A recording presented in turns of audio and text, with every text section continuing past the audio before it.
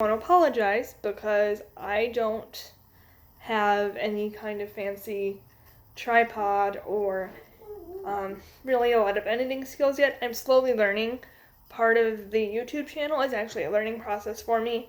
I'm a social media marketing major, and YouTube is one of the highest viewed platforms in all of the internet. So going forward, I will be learning, and hopefully I'll be able to teach you guys some things along with me. Today I want to talk about something that's been on my mind. I've been going through a bit of a quarter life crisis, if you will, trying to find meaning when I may or may not have a job after getting have a master's degree. I will officially have my master's degree in October or September, depending on when conferral takes place, but my last day of school will actually be September 1st. In 2013, I got my first job. I got this job by answering a Facebook ad for a haunted house. I was bored one day and just decided what the heck and sent a private message to a woman who works as the haunted house coordinator, as well as coordinating concerts and things that took place at this venue. During the fall months, it actually functioned as a haunted house. And during spring and summer months, which are the months that there's a lot of tourists in my neck of the woods, it would function for concerts and things. Well, at one point, I had decided to message her and ask if I could come to an audition for the haunted house. I was incredibly bored and just looking to learn and do something new, meet some new people. I actually have always really loved horror. Growing up, I watched Tales from the Crypt and Buffy, and I grew up with a lot of horror movies and horrorcore music, ICP, Twisted, things like that. So horror has always been a big part of my life, so I was really excited when they said they could accommodate my disability. So I went to the audition, and I got casted as a child. I was young. I was much younger. And I've always looked young for my age, so they put my hair up in pigtails and put some blush on me, and I wore 3 identical pigtails in my hair, and I looked like a little girl, and they would put me in bed, and I'd rock back and forth when a clown would pop out, and I'd scream bloody murder and rock back and forth like this and tuck my head into my lap. Well, the summer months, it also functioned as a concert venue, and in the winter months, it was just a restaurant. So I decided I liked having the money, even though at the time I was only buying things like trip pants and combat boots. But I liked having the money, and I was starting to think about things I might want, future-wise. And I always had dreamed of having a house where I could just never have to worry about things being set up for me. I could design the house the way that I wanted it to be designed. So what I had done was I decided to buy a lockbox so I could put my extra money away, and I started applying for jobs. Now, I started applying for jobs at various stores around the area and things like that. At the time, I didn't have any type of college degree. Now I have a bachelor's. So I started applying for jobs, and the job that I got initially only went, I only did this summer when I took tickets for concerts, and the fall when I was acting in the haunted house. So I go to a very well-known United States disability employment service. Their specialty is employing people with physical and mental handicaps, or so they say.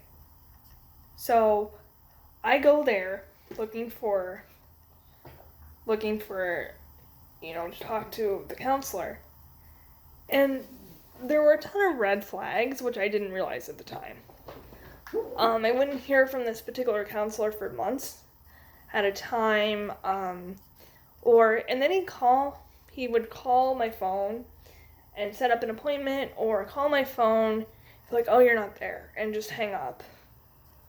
I have actually had a few voicemails of him going, oh, you're not there, and just hang up. And it got to the point where I should have noticed there were red flags, but I genuinely don't think anybody believed me, because when I would talk to supervisors, I don't know if he was really good at, just pulling the wool over their eyes, or if maybe he was not, maybe he just wasn't an upstanding dude and they knew and it wasn't their problem. I don't know. But he would he would ghost me. And actually, I'd been in contact with him for 7 years when I finally left. And that in itself was a debacle, because I had left several voicemails with him, and it was always something. First off, my first meeting with him, should have been when I dipped. Should have been when I noped out of the situation, because right away I should have been able to spot the red flags. I had contacted him for a job placement meeting. He called me and said, I have a job at a telemarketing service. And I said, I don't really want to do telemarketing. I've actually really come out of my shell since college. I'm not as big of an introvert as I was, but at the time I was very shy, and talking to strangers gave me anxiety. So I did not want to do that. And he said, well, my friend works for this telemarketing service. I'm going to give you his information, and I will give him yours, and then we'll go from there. And I protested again and again and again. Finally, I left the office with knowledge that I was going to be meeting with someone from another agency who their agency places. I got home, and I think later that day or the next day, I can't remember, it was about 7 years ago, I got a message from someone at the telemarketing service saying, hey, we were told you want to come and interview with us, so let us know when. Which I wasn't about to come and interview with them. I didn't want to. But as time went on, he just became shadier and shadier. I had gotten a visit from one of their outsourcing clients who did who helped people find technology. And at the time, I didn't know that Word and Google Docs had dictate programs. They do. So pro tip, anyone who either has trouble moving their hands like I do, or maybe just doesn't want to, physically type out 12 pages if you're doing an assignment or you're in a hurry and you want to get something done real quick. Google Docs and Word both have free dictation software. So you can download the extensions and you'll have that at your disposal. but I didn't know that. And so I had asked if I could have like a dictation software of some sort because I wanted to be able to write papers easier. Well, so they never contacted me about any kind of software again. I had the meeting with the guy and I never saw him again, never heard about any software or anything. About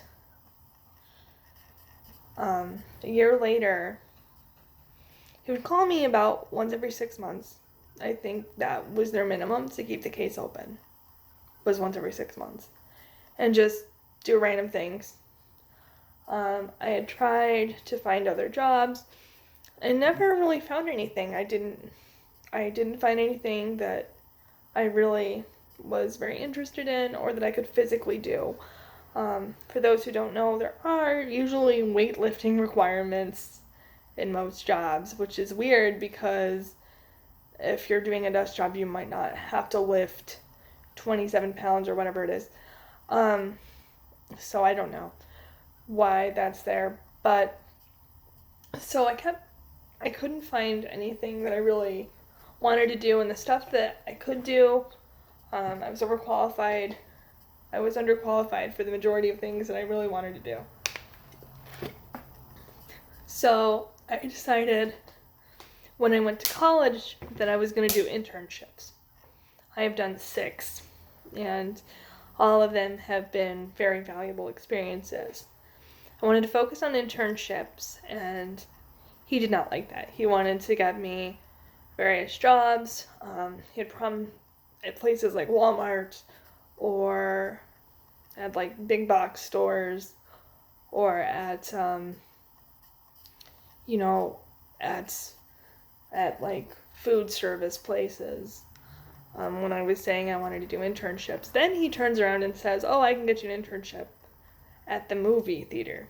Why an internship at the movie theater? I don't know. Especially since when I started talking to him about the internship, he said it was a ticket-taking internship. So essentially, taking tickets at the movies. So he's disregarded everything. At that point, I'm like, I can find internships through the help of my school, by myself. This is very valuable to me to help me find my future job that I really want to do. So I'm going to disregard these jobs that I think are just going to kind of take up time that I don't really have because I'm doing 20 hours a week at an internship plus college plus volunteering 5 days a week. So I really didn't have time to add another job in there. Most people would just say, okay. This caseworker was furious and refused to take me off his caseload. And then they said they could help me pay for college, which they couldn't. I went to college online at Southern New Hampshire University, so they couldn't pay for it. He was very, very adamant that they could, and he was going to pull all sorts of strings, but he never told me what it was. And then I wouldn't see him, he'd be like, "Oh, come into my office on Tuesday," and then Tuesday would roll around, and I get a call about half an hour before the appointment, like, "I'm sorry, I can't see you today. Something came up," or "I'm sorry, I can't see you today. I had a family emergency," or "I had a meeting to go to that I really have to go to and I forgot," or just whatever other excuse he could find. So after a while, it became quite apparent that there were excuses and he was ghosting me. I called 2 of his supervisors at different times because the way the office works is there's one office about an hour away from here, and that's where like the main office is, and that's where their supervisors are. And so I called multiple supervisors, and really it was just up to him whether or not I left the program, and he was supposed to file the paperwork.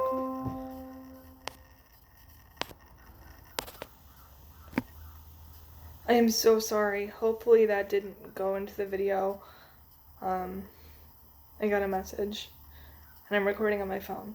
So I need to try to figure out how to edit that out. But I had called multiple of his supervisors and asked repeatedly to be removed.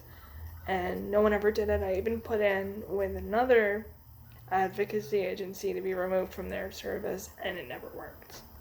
So finally, one day, I call him and I say, you can keep me on your caseload, but I'm never coming back. I am never coming to see you again, and I think you're full of shit. So he tells me, oh, well, it can affect your student loans and things like that if you leave, which didn't make sense because they never touched my student loans prior to that. So I decide that I'm feeling threatened because someone's trying to touch my student loans and other benefits that would give me access to medication, things like that. So I call his supervisor again and I tell her what happened. She is hot. She is stark raving mad and she is just furious. You can hear it in her voice. And so I finally say, and there's also talk. She's like, well, that's something we can look into. You need to return the technology you got from us. I said, I've never had any tech from you guys. So I genuinely don't know if there's a computer out there with my name on it that isn't my computer. I got the computer that I have right now and the phone with which I'm recording this with my own money, and I never heard back from any of their tech people. So whatever he thinks I have, I think that was his way of making sure I stayed. I have a couple of theories. Either he wanted me to stay there, and so he wrote it up as I had tech from them, or he wanted me to essentially never be around so that he could obtain technology and I wouldn't know. So for his own use or for selling it or I don't know what. So needless to say, I won't work with them again. And I feel like I'm kind of in the same position as I was because of the fact that when I contact any other agency, to say, hey, I would like to try to find a job, these are my credentials, they're like, well, you have to go talk to these people again. And I tell them the story and I'm like, I don't even care. They've even told me that they can make it so he can't contact me. And I'm like, I really don't care because they're hiring this man.